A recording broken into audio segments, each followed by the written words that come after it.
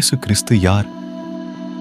இயேசு கிறிஸ்து உண்மையாகவே ஒரு மனிதன் என்றும் இஸ்ரவேல் தேசத்தில் ஏறத்தாழ 2000 ஆண்டுகளுக்கு முன் வாழ்ந்தவர் என்றும் பொதுவாக எல்லோராலும் ஏற்றுக்கொள்ளப்பட்ட கருத்தாகும்.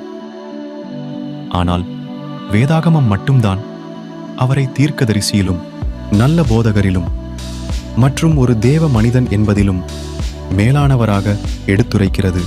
அப்படியென்றால் இயேசு கிறிஸ்து தன்னை யார் என்று உரிமை கோரினார்? வேதாகமம் அவர் எப்படிப்பட்டவராக இருக்கிறார் என்று சொல்கிறது.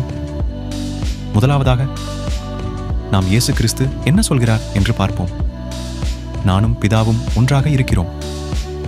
சாதாரணமாக இதை பார்ப்பதற்கு இயேசு தன்னை குறித்து தேவன் என்று சொன்னதாக இவ்வசனத்தில் தெரியாமல் போகலாம்.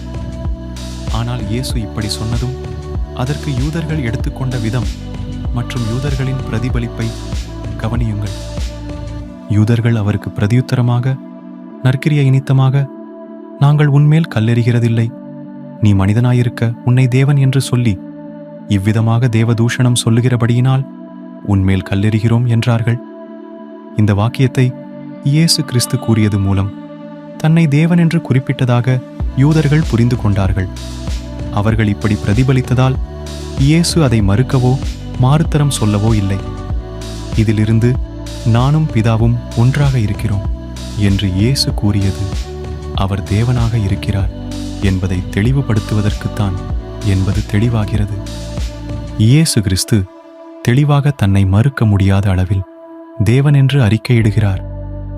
இயேசு தெய்வீக தன்மையுள்ளவராக இருக்கிறபடியினால்தான் நானே வழியும் சத்தியமும் ஜீவனுமாயிருக்கிறேன், என்னாலே அல்லாமல் ஒருவனும் பிதாவினிடத்தில் வரான் என்று அவரால் பறைசாற்ற முடிந்தது.